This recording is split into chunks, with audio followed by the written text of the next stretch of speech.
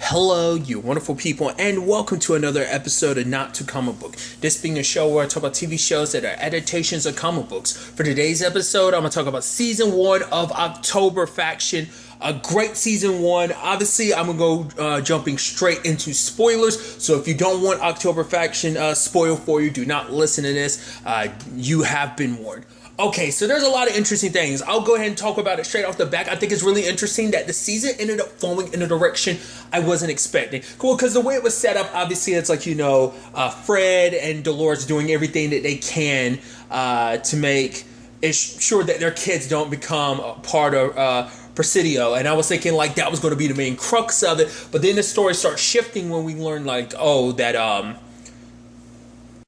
Viv and Jeff have powers, but that's me kind of getting a little too ahead of myself. Like, the fact of the matter is there's parents doing everything, Fred and Dolores doing everything they can to give them a normal life and everything, try to keep them from this world, but then them going back to their hometown because obviously Fred's dad had died. Interestingly enough, that actor being the Rev from Haven. He's popped up in a few things, but I think Haven is like the go-to thing I always kind of remember him from. I didn't bring it up either, but I should bring it up, is that Dolores being played by Tamara Taylor. Interestingly enough, Netflix connection-wise, she was in Season 1 of Altered Carbon, but the thing I best know her from is the TV show Bones, which is kind of getting caught up in all of that. But it's really interesting because immediately you kind of, okay, so like I said, it took twists and turns, like, just because, like, well, for one, obviously us learning later on that Fred's dad Sam isn't dead, that actually he's alive, that Presidio had faked his death. Like I said, especially where you see it starting off, where it's like, oh, like Fred and Dolores, they're both trying to deal with this whole situation of like living these double lives, them getting high inside of the car and everything, and then going in there having to. And I even love that whole thing about Fred having that conversation with that vampire, and he was like, oh, basically he wrote jingles and stuff like that, and him Fred are reminiscing about stuff. It's like, oh yeah, I remember that jingle. Yeah. He's like, you don't have to do this. He's like, I kind of have to. He's like, no, you don't. It's like, yes, I do. So it's a situation of, Dolores ends up talking about it later on that Fred's kind of lost a step or two, but she feels like it's not just him, it's her too, because it's a situation of, thinking that maybe, Fred isn't as into it as he was. Like, he used to kind of be about the hunt and kind of gung-ho about it, but losing his dad and all this talk about, well, for one, it's like the kids are already pissed enough because they're always having to move around, having to uproot a lot of their lives. They were just in Osaka, and I like that was actually kind of a neat element between them. I mean, for one, they are twins, but also they do kind of have almost a language of their own because they're literally speaking Japanese to each other when they're not around other people, just because they picked up different languages considering all the places that they've lived over the years. But they already kind of resent their parents a little bit, but obviously that's before everything really goes down. But I'll get to that soon enough. Because I, for a second, forgot they were twins, when Viv kind of activated her powers for the first time, which ultimately ended up awaking Alice, I was like, oh, man, I guess she's going to be the special one. But then it's like, oh, no, of course Jeff is special, too, because they're twins. So whatever she has, he has, too. And I think it's kind of interesting how they ended up presenting their powers, because Alice ends up talking about it later on that basically their powers allow them to kind of see like past and future. Obviously their powers has many different levels to it, but that's just like one, that's the unique ability that immediately strikes for Jeff and Jeff and Viv. Viv ends up seeing a lot of the future, whereas Jeff sees the past. So I guess because they are twins and they don't have full control of their abilities, they kind of complete each other. They act as one warlock rather than two, which is kind of interesting. Because at first Jeff's thinking like, oh, like that was kind of an interesting twist when it's like that Steve dude, because they didn't even correlate when he saw Steve later on. He was talking to him. I was like, right, when you were with that dude at the party and everything, you saw him in the corner and he disappeared. It didn't even correlate in my head. Like, oh my god, that's dude that disappeared.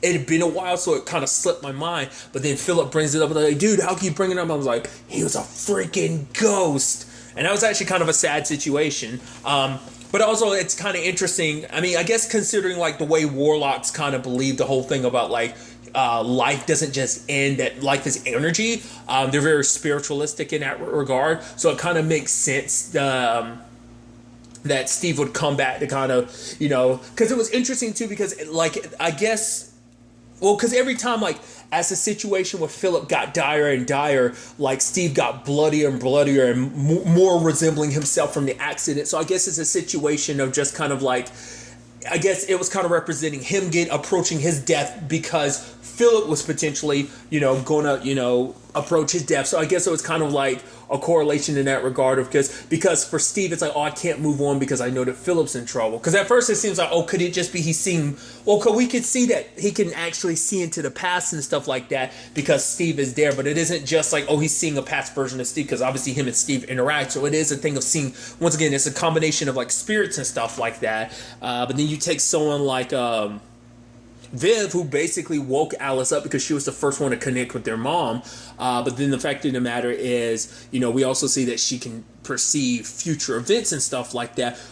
It only comes up like a handful of times. I mean, to be fair, it makes sense because they've literally gone 17 years without using their powers, so they still don't have a full handle and control over them. So, it would make sense in the grand scheme of things.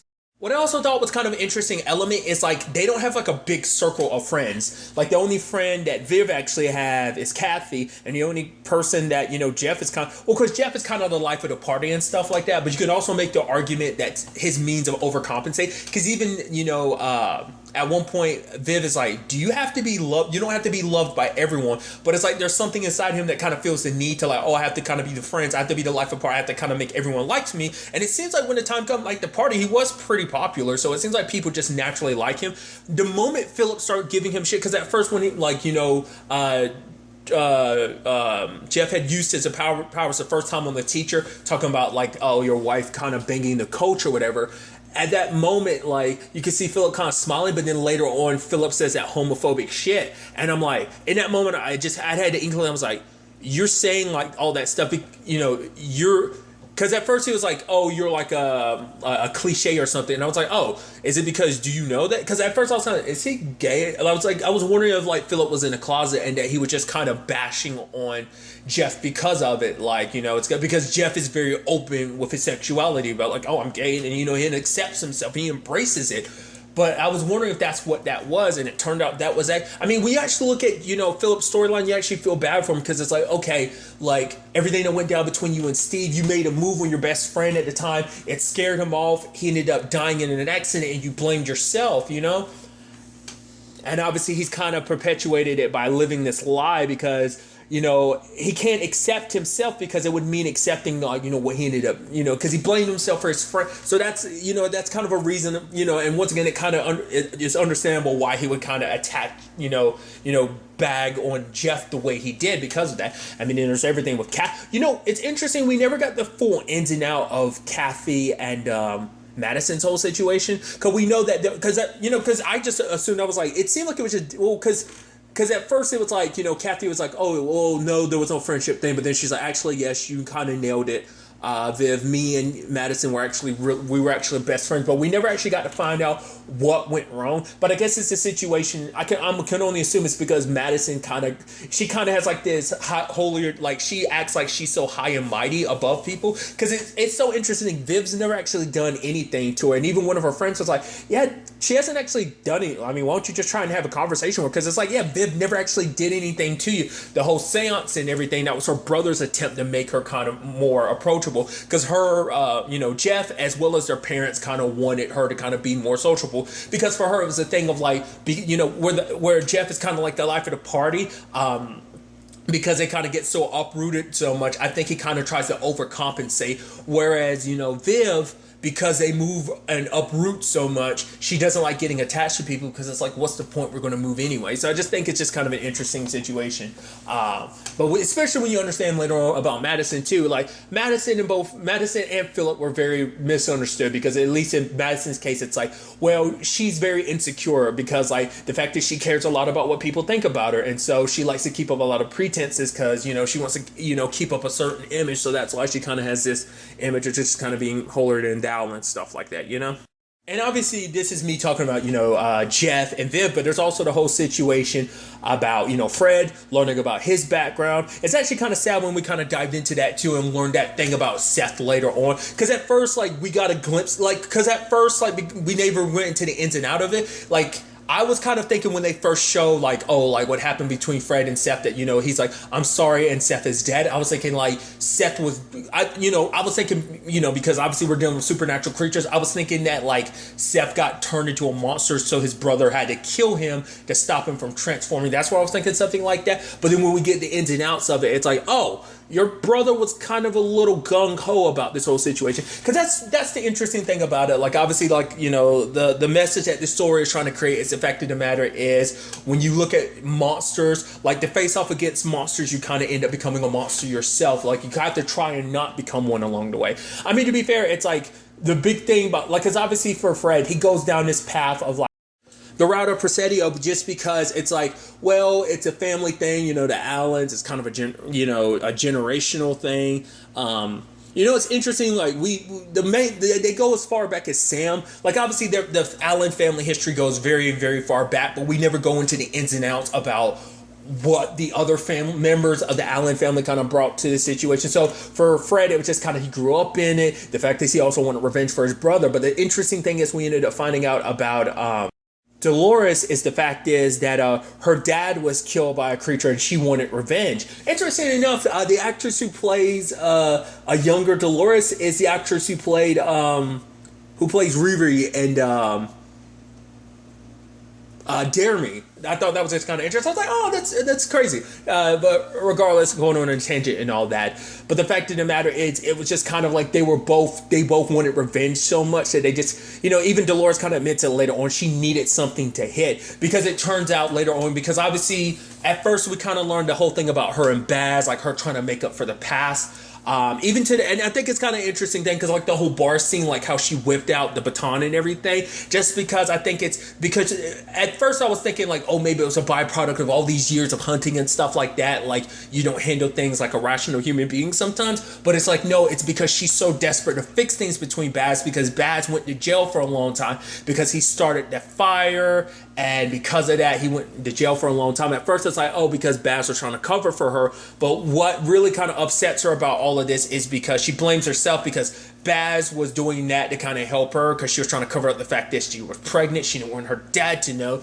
But at the same time, it's like she called her dad and told him to go to the place that he ended up getting attacked. I would see she didn't know what was going to be there waiting for her, but she blames herself. And so that's why she joined up with Presidio, because she needed something to hit. She needed, she needed revenge, and she wanted to kill anything. She kind of wanted an excuse to fight and kill anything that could be in her path. So each one of them was kind of filling some hole in their heart with Presidio. So it just kind of like it was just interesting, like, once again, it's like revenge doesn't fix what's there, and it's so sad. It's something they spent their entire lives never realizing that was kind of an underlining issue. Like, it took till, like, the events of the show for them to be like, oh, wow, like, what we've been doing is messed up. I mean, to be fair, they didn't know the ins and outs. Like, Presidio had been, like, capturing monsters and torturing. Because for them, they thought of themselves as the good guys because it's like, we're killing monsters, but at the same time, it's like these monsters are attacking people, so it's self-defense. So, but it's interesting because when you look at certain points in time, it's like, oh, we can see at their training facilities, it's like, oh, you have some captured, it's like, oh, gunned them down and stuff like that. That should have been a red flag in its own right, but at the same time, you're like, okay, these monsters, you kind of look at it like supernatural, like, I guess actually kind of a really apt description to make. Not every supernatural creature in the universe of supernatural is bad, but there are some that are bad. So it's that balance of like, you spent your entire life believing like, oh, these creatures are bad. You kind of been programmed to believe that, and so it's hard for you to even believe that they're good. I mean, it's like anything, like humans, as this show even shows us, even in Presidio, there are good people, there are bad people. It's interesting in the grand scheme of things. I didn't even talk about it, but there's that whole interesting angle with Maggie, where's that whole thing of like, well, apparently she left Sam at some point in time, and we never actually got the ins and outs about what that was, but obviously it created a whole, like, their family hasn't been right for a very long time, because obviously it's like Sam and even Maggie kind of had high expectations for both, Seth and Fred. It's just kind of like, oh, this is the family legacy. In particular, Sam felt that, but we can also tell from like flashbacks that Maggie did care about, obviously she looked after Fred. It's like, that's still kind of like her baby, and she didn't want her kids to be. It's so interesting because it seems like she fights Dolores and Fred on it so much of getting your children involved in it at such a young age. Even she didn't want Fred and Seth to be brought into the fold so young. But to be fair, Sam was like, well, it's too late. Well, they've already, Seth, you're my favorite. You're doing such a great job. And it makes you wonder, is it because he was their dad's favorite that he kind of became the way he did? That the fact is he would go to the extent that, that's why we kind of tie in Moshe's story about like, oh, he brutally murdered Moshe's, wife and daughter, tortured him, in fact.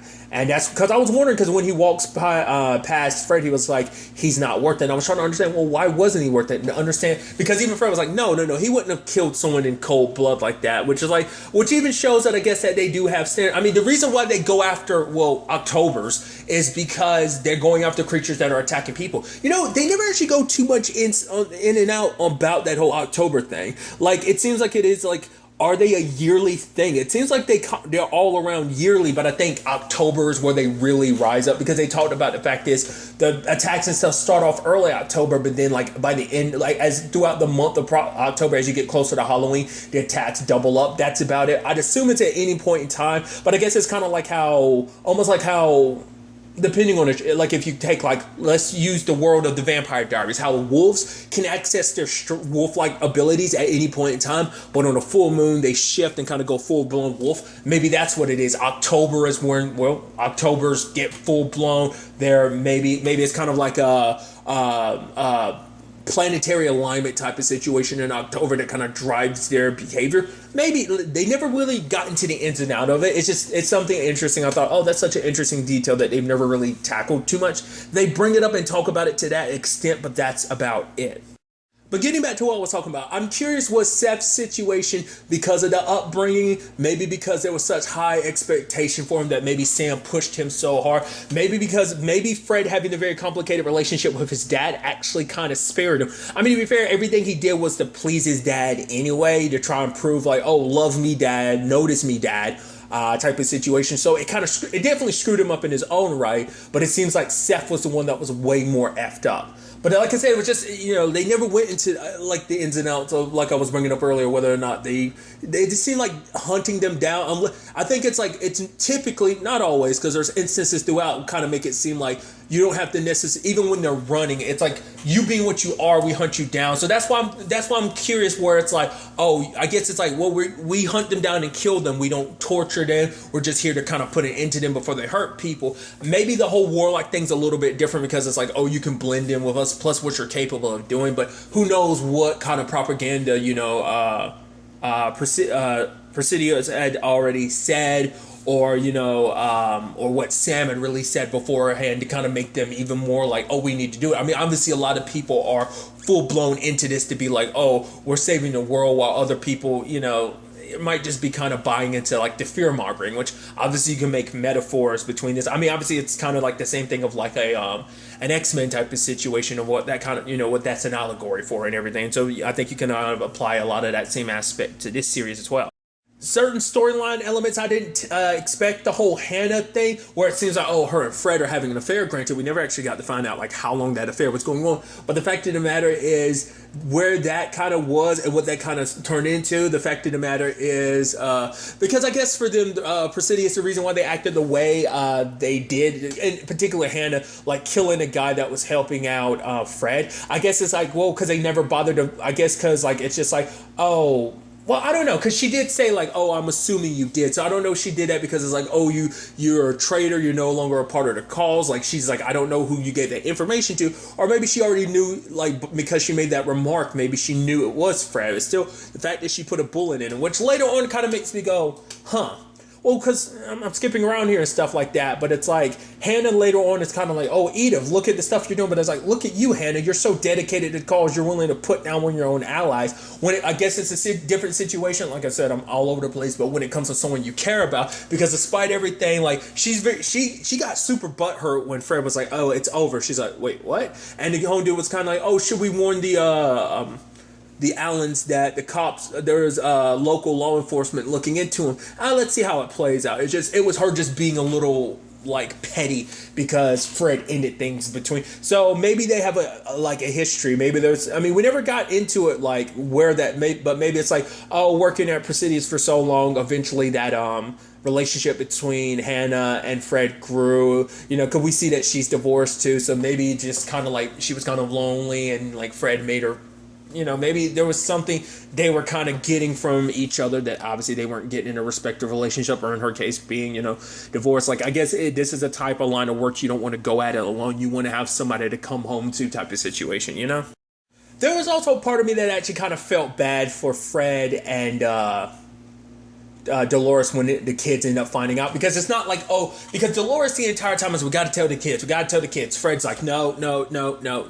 Obviously, we're trying to keep Presidius from getting close to them anyway, so it's like, we'll protect them, but Dolores kept being like, what if we don't, and at the same time, like, Alice had snuck into the house, and the fact of the matter is your kids find out what you do and everything, which I feel bad for, because it's like understandable. There's a part of me that's like, well, they protect you, they kept you from this secret, they hunt down monsters and stuff like that, but it's interesting because the fact of the matter is you have Viv taking a different perspective of like, not all the monsters are bad, because obviously she got saved by like an October, so for her it was like, they're not all bad, but it makes you wonder, would she have been, well, I mean, obviously Jeff didn't have that same experience, yet he definitely took it in the similar strides that his sister did. So it is the thing of just like, you're being lied to, but you kill things on a regular basis. So once again, it's a whole, like, that's why there's a part of me that is kind of like, I understand where they're coming from. In the grand scheme of things, when we look at it later on, learning that, they're creatures, they're supernatural beings, not even just creatures, supernatural beings that are just, looking to live their lives and survive as well. So it's like, with that perspective, you can understand. But at the same time, I'm like, but they're killing monsters that are killing people, so they're kind of doing the right thing. They're kind of going a little Punisher-ish, kind of taking justice into their own hand. It's also something too, Presidius, we never actually got to learn how, like, because later on they show up as kind of like, we're like an official government organization, but it's like, no, they're like a secret organization that's got its own funding and stuff like that. Obviously they have worldwide connections, but I'm wondering, is Presidius, like, that home base the only one? Or there are multiple ones around the world? Is that might be like the main hub of headquarters. Maybe they have smaller headquarters and safe houses of sorts all around the world and stuff like that. But it never seemed like there were other, like, because it seems like when we're talking about who's the head of, because we do know that there's like a board. We never actually got to meet them. Only person that we kind of interacted with when it came to Presidious's hierarchy was Edith, because she's kind of in charge. But that's only like, I would assume she was on the board as well. Once again, it's just the whole thing. But getting back to what I was bringing up before, I felt a little bad for Fred and Dolores about the whole thing. But at the same time, I do understand that Jeff and Viv were lied to. That's why Alice was able to sway them so easy, because it's like, your parents, you just told you the truth about this. Plus, you could already tell they were hiding more stuff, because it's like, right. Because obviously, Dolores wanted to tell them everything, but Fred was like, if we tell them everything, they're never going to talk to us again. But obviously, like, lies upon lies, it's like they still hadn't fully forgiven you for the most recent lies, and now they find out there's even more catastrophist lies on top of it, because they find out like, they're warlocks, that you've been suppressing their powers, that they find out Alice is their mom. It was actually kind of a sad backstory when we learned, about everything. At first I was a little suspicious of who we later on find out to be Edith, because I was wondering the entire time she's talking to her. I'm actually blanking on the fake name she used, but I was like, what is his name? Who is she? Like, who's she going to end up being? And it being revealed that she was Edith. I was like, that's interesting. It's actually sad, because the whole thing about like, wait, what is that wasn't even really your daughter Sarah. It's like, I have a daughter Sarah. That just wasn't her. I'm like, so you had some random kid pretend to be your kid. You don't see how fucked up that is? Like, that just, but to be fair, because her hubby, Alice's husband, Omari, which is interesting, because I'm wondering, like, what was that about? Because now it's like, okay, so the fortune teller that Viv ended up interacting with in the first episode, and it's like, all the secrets will be revealed and everything. It's like, that couldn't have been an accident. That had to be on purpose. But I'm trying to figure out, like, how did that happen? Was that just some random name somebody took, or like, where did that come from? It makes sense in the grand scheme of things too, like her being a warlock, and obviously them being able to kind of tell the future. So, and Omari being a warlock and being, so it's just interesting, especially considering Omari's their dad. So that's why I'm like, we never found out like what that was about. Is that just kind of like, can't just be foreshadowing? There had to be a particular reason why it was named that, or maybe it's just kind of supposed to be very coincidental, just like, oh, just kind of like the fun and coincidences that is this world, just how things kind of end up working out. But he had brought up something interesting. He was like, how does she afford a place like this? And then you have Alice being like, oh, she works in something or something. I'm like, that's suspicious. But then like the pill thing and everything, I was like, is this some kind of act? Because at first I was like, is she going to, like, Alice going to reveal her powers to her friend, but then eventually her friend's going to betray her type of situation? Which, side note, I'm surprised that didn't come up with, well, Philip never outed, he never outed Jeff about his abilities. Granted, Kathy did, it's so interesting considering the fact that she never outed Madison's thing, but it's a complicated thing because because Kathy has history with Madison, but also Philip has history with Madison too, because like they've known each other since they were like, well, I think he even said it like since they were in kindergarten.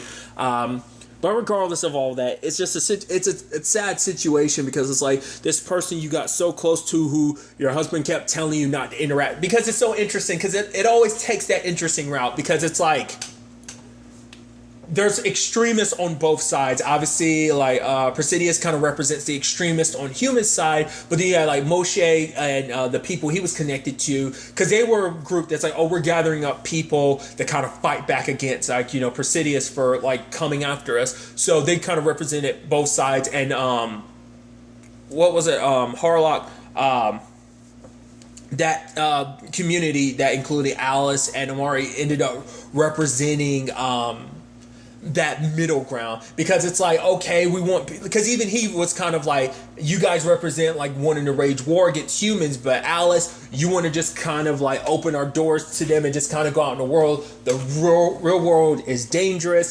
The fact of the matter is, he was kind of talking about letting like it be a slow process, but Alice is like, but if the fact of the matter is, nothing's going to change if we don't take those steps forward. Just like let my friend, stay here. She could potentially lose her child, which makes that whole thing even more effed up. You were playing the long game. There is some part of her that seemed like she felt guilty about it, because even she was bringing it up to Sam, like, oh, there were no survivors. It's like, so even you kind of felt bad knowing that there were kids being murdered, because yes, there were straight up children murdered in that village.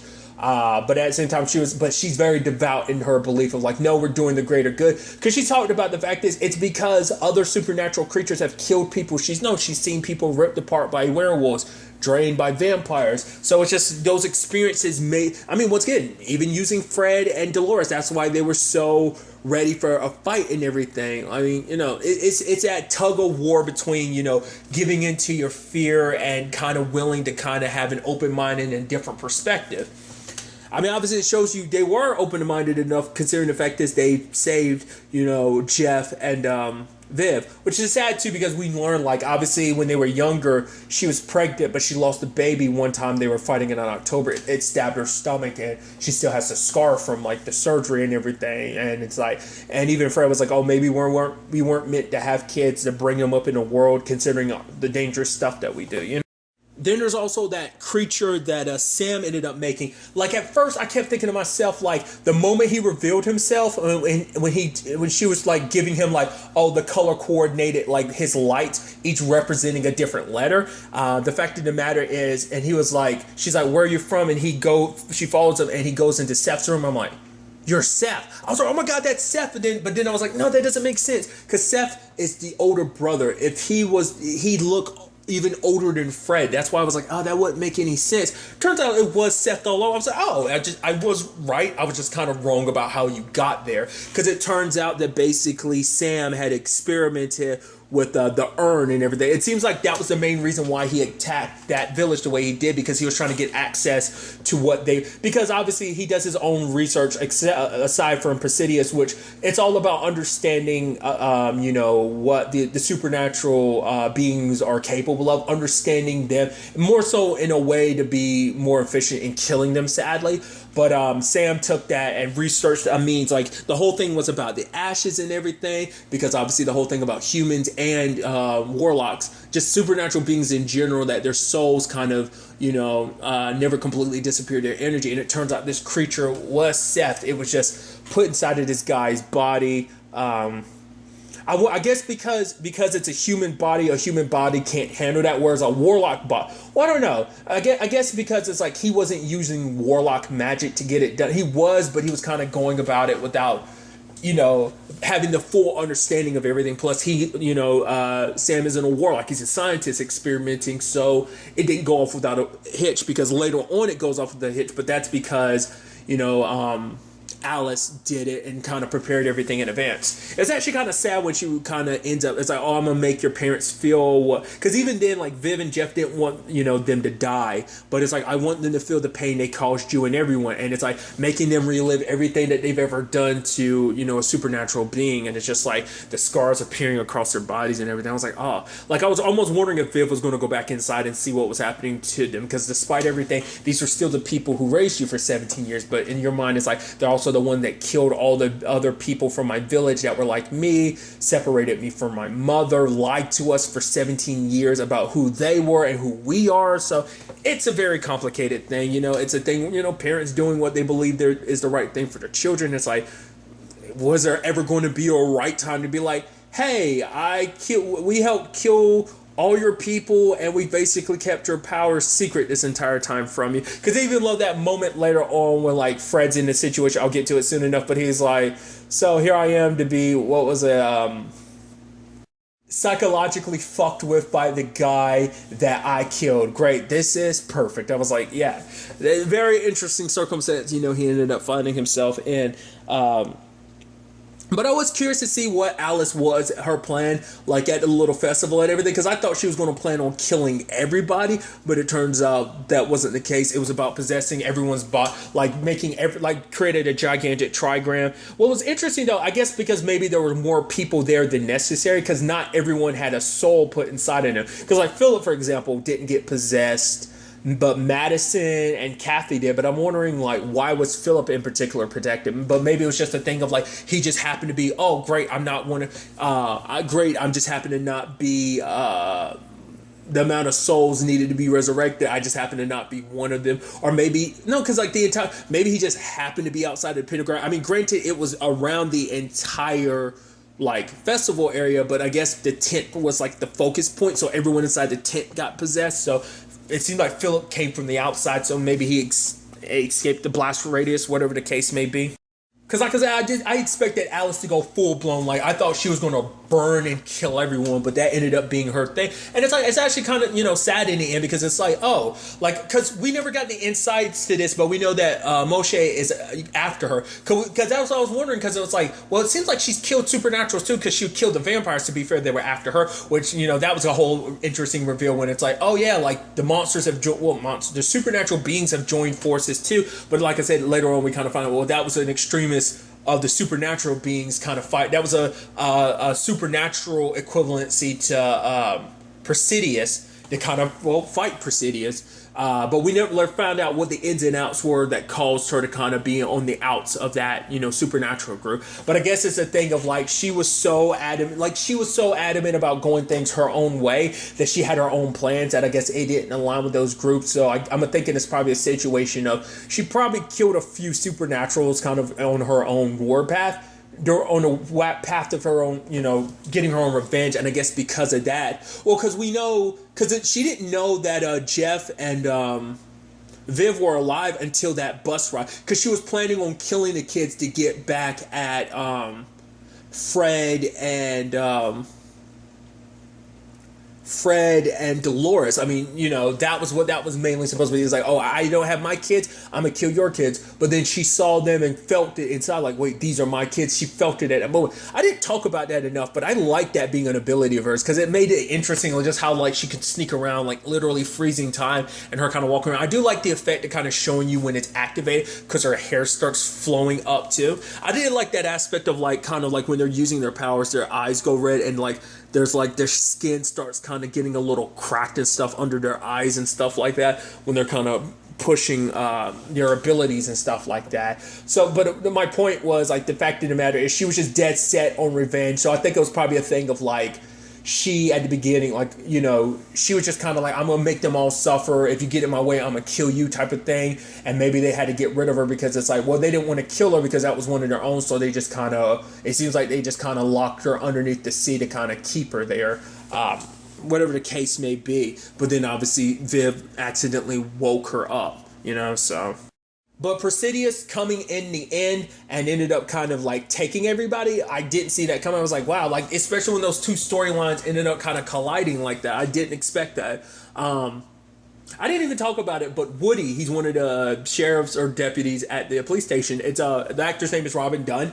I've seen him in a few things, but the thing that immediately comes to my mind is Sanctuary. He's one of the leads in Sanctuary, so I just think that was kind of interesting because I love like how the whole him and Gina storyline, which I didn't even talk about that. Like, I thought that was kind of neat how I didn't expect that story to play out the way it did either, where it's like, oh yeah, Gina's about to find out. I was like, I was like, oh, please don't kill Gina off because that would suck because that's such a good friend of Dolores. They haven't kept in contact. She's even the new sheriff and everything. And I was like, oh, but she's slowly figuring out like, or at least she starts connecting these murders and stuff. Like the moment like she calls up like the insurance company that they work for, I was like, are they gonna have this covered? And lo and behold, Presidius has it covered. But I'm like, oh, like we can't get you in contact with these people. I was like, oh, that's actually, you know, to be fair, it's a large scale organization, so of course they'd be able to kind of keep your covers alive long enough like that. But obviously, she started looking into Gina looked into like where you happen to be is exactly where a whole bunch of unsolved murders were. It is actually interesting because even at the store and everything, to cover up the fact is that it was vampires, they ended up like slashing the dude's neck to cover up the bite marks. Apparently drew a pentagram on his ass to make it look like, oh, there was some satanic killer that did this type of situation, you know?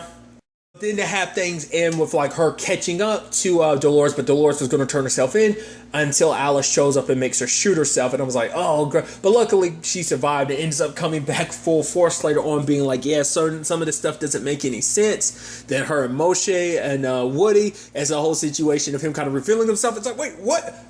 And I was like, oh, so wasn't expecting that reveal to happen kind of like that too. Like, so, like it said, it just like things took a lot of really interesting turns in the development of like the story didn't go exactly the direction I thought. I wouldn't have expected things to kind of, you know, play out ultimately the way they did. There was even that sweet moment between Viv and the kid Aiden who's possessing Kathy's body because he's a big Lord of the Rings fan, and I thought it was kind of neat. He was like, did they ever make The Return of the King? And he's like, yeah, I died after Two Towers came out. And she's like, Viv is like, yeah, Oscar for Best Picture. And he's like, fucking what? No way. And it's like, yes, wait. It's like, oh, yeah. He got so excited about that. But I love the fact is that she was saying all that stuff about, yeah, like the fact of the matter is that, you know, Kathy was her friend and everything. And it's like, you know, and then I love Kathy being like, yeah, I remember I was possessed by a warlock and you said that, I mean, really, you said all those nice things about me being your friend, because the whole thing for her was like that whole thing between her and Kathy being maybe friends and stuff like that. I was like, oh, that's adorable. But she kept like the fact that she had that vision about Kathy. I wonder, was it really meant to be that? I mean, because when we saw her burning it, that's why I was almost assuming it's like, oh, isn't that how? Because we saw Alice kill that dude earlier. Which, interestingly enough, God, what's that character's name from DC? Is it Rick Flags? It's something like that. It's the character Joel Kinnaman plays in Suicide Squad, the movie. Interesting enough, that actor, he's the dude that he's like, oh, I'll protect you. She kisses him and he burns up. Well, he played that exact character in Smallville, so I don't know why that just kind of popped in my mind. Connecting a lot of dots here, sorry. Right, the point I was making is I thought that Alice was going to be the one that did it to her, but just because of the way it looked. But it's like, apparently it was just about Madison pushing her into the fire and stuff like that. But maybe that simply would have been it. I don't know. I mean, once again, it kind of fed into like my whole thing at the time of me thinking Alice was literally going to kill everybody. I thought maybe, oh, everyone's going to end up potentially burning. So, but it didn't, you know, obviously come down to that, you know, so. But I thought it was interesting that Aiden was talking about the fact is like the whole rebirth that they believe in is that the spirit of the warlock and the host are supposed to be like accepting of each other. And he kind of feels bad because like I'm taking someone else's body without their permission. So he kind of decides to kind of go back until like there is a proper rebirth, because this was just, you know, because Alice blamed herself for the fact is, oh, I got everyone, my entire family, my kin killed. I need to bring them back. But it was under circumstances that weren't really copacetic with what they kind of believe to be the right way to go about it. Like Alice kind of, bootlegged it a little bit just to kind of get the people back so that her husband can see what their children look like, what she had an opportunity to. So there's at least some, silver lining to the whole situation. Sadly, there were a lot of empty spots that we didn't get to see. Like, for example, like we saw Viv and Jeff, which I love, like the fact of the matter is when the guys were bringing Philip in to see Jeff, and Philip was like, you touch me like that again, I'll rip off your fucking head. And I love Jeff being like, oh, it's so hot when you're acting like that. And Philip is kissing him and everything. Like, oh my God, I was so worried about you. And, Philip gave Jeff the opportunity to kind of reunite with Viv. He was taking down a few guys. Hell, even the adults that were there kind of help out and everything too. I even love that was the teacher that Jeff had problems with from the beginning, but obviously they kind of mediated those problems later on because he apologized. But he was punching one of the people and he messes up his hand. He's like, oh fuck, and I was like, I love that just being a little tiny bit. Like it only lasts for like a second, but I just because he led the charge and just kind of jacked his hands up in the process. But the fact of the matter is, like, the moment Viv and Jeff meet up again and they activate their powers and you kind of cut away from that, you never actually got to see like the full scale. Well, because at the same time we had Moshe and Gina outside kind of, having their own assault from the outside. So I guess there was an assault on the inside of them using their power, but it was kind of skipped around. At the same time, like the moment the kids kind of get their powers back, Alice kind of taps into hers and she frees herself and Dolores. And that confrontation with Eve, I'm glad. I think out of anyone, everyone had ample motive to go after her, because even, Dolores is like, you came after my family, you killed my husband, you deserve this. I even love the whole thing of like, the fact of the matter is you basically put Maggie in a position where she be on the board, so she can put it to be in a position where like Presidius will never come after my children again, so I don't have to worry about that. But Alice being the one to put Edith down, because it makes the most sense considering the fact is she probably has the deepest issues with Edith, because it's like, you were my best friend, you were playing me. The fact is you killed all the people that I cared about. Once again, it's just like her delusional fear. Once again, that's just like I said, it's like that metaphor of like mutants like that exist in the X-Men universe that I think is kind of a neat element of just like your fear causes you. I mean, once again, it's all an allegory for racism, because even Alice's husband had talked about the fact of the matter is like, it's not just like, oh, it's already bad enough that I'm a black man, and on top of that I'm also a warlock. And he talks about his family members in the past being hung, his ancestors being hung, not just because they were warlocks, but because of the skin color. So it's just like there being aspects to that as well. We didn't get to see the, punishment Alice dealt out, but you kind of hear it. But it's just kind of like, you kind of feel good about it because you're like, she got her comeuppance. But at the same time, you never got to find out whatever happened to Hannah. Like, she kind of deserved it. I also thought it was kind of interesting because they set it up to be like, oh, like, Fred got shot and everything. He's kind of caught in limbo. It's like, are you going to go back to your family? But I don't know whether it just takes a lot more for him because he's a human to get back. I mean, I think they'd have to go through the process of bringing his soul back. Like, so it might be a situation of he might be for a little bit in the wrong body, or maybe had to get contact with certain people to be like, all right, your dad, he's trying to come back. All you have to do is bring his spirit back to his body. Like, how that's going to happen, I don't know. But the fact is, Alice had to leave because it's just like, well, Presidius, that's kind of dealt with now with Edith, but also she knows that Moshe and the others will come after her, so it's kind of like she has to kind of be on the run for that, like for stuff that, once again, we never actually got to find out like what exactly she did to kind of warrant them kind of coming after her with the fury that they have been, at this point in time. I'm also curious like how much of Presidius is going to change, because obviously for Dolores, this presents an opportunity not only to protect her kids, but to also change everything going forward, like to make up for the past. So I'm assuming, because at the end, it's like Gina was like, oh, you're not going to work with humans, huh? And he's like, I am now. So now Gina's in the know about all of this. Well, a lot of people are in the know about that. Like, I'm curious how many people remember being the whole possessed situation. How many people remember the fact is that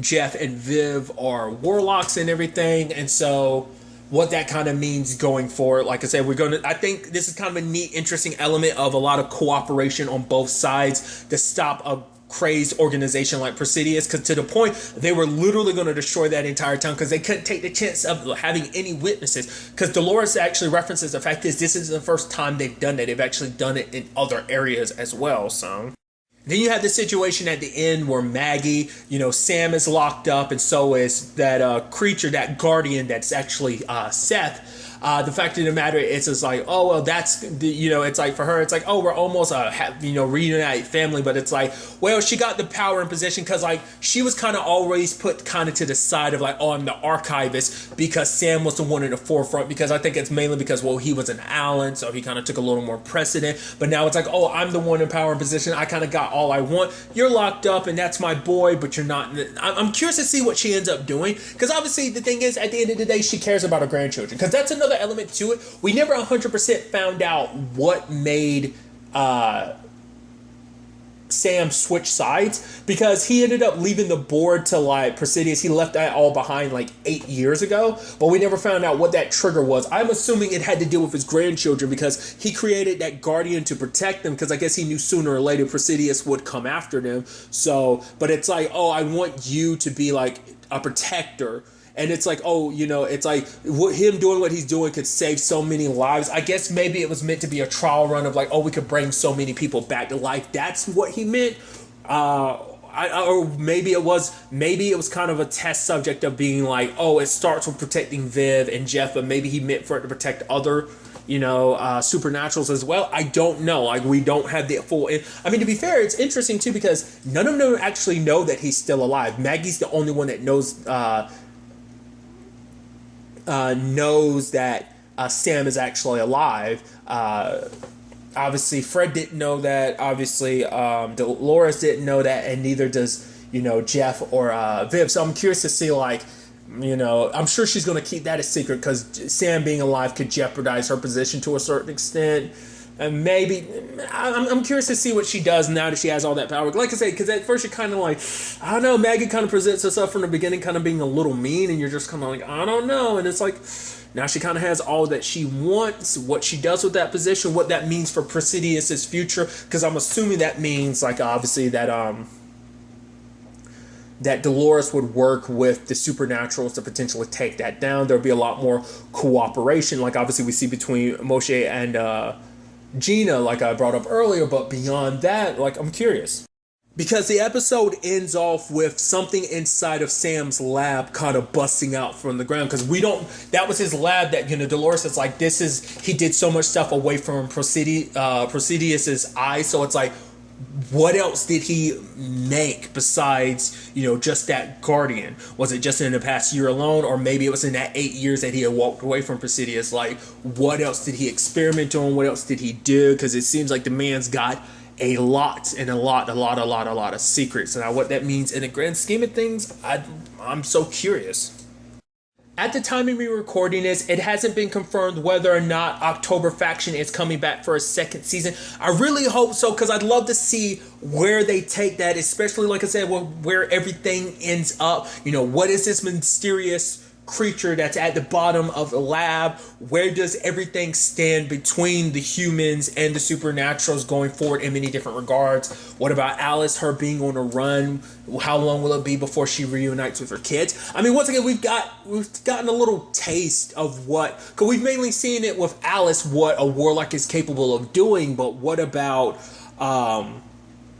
the full scope of what Viv and Jeff can do? Because we can see, like, them bathing in blood heavily increases their power. I mean, it allows them access blood magic, which is like, obviously that's something that Jeff and Viv never tackled this season, but obviously Alice did. She bathed at least twice in the entire series. So I'm wondering how long of a charge does that kind of keep in a warlock's body? Whatever the case may be. I'm curious to see the full scope of everything that they're capable of, what this means for, like, a lot of their relationships with their friends going forward, with this coming as well as continuous war between, supernaturals and, the non-humans and the humans, in the grand scheme of things. And once again, what kind of leader of Presidius will Maggie be? To be fair, she's on the board, but she's going to keep a lot of stuff at bay. So at that one particular facility, like I said, depending on if there's a whole lot worldwide, she's running that one particular one. But like maybe next season we get to meet the other head members of the board. I really be curious to see what they do with the second season. But really, that's all I'm going to talk about. To the next time we meet, be happy, be safe, live life to the fullest, and enjoy it. Good day and good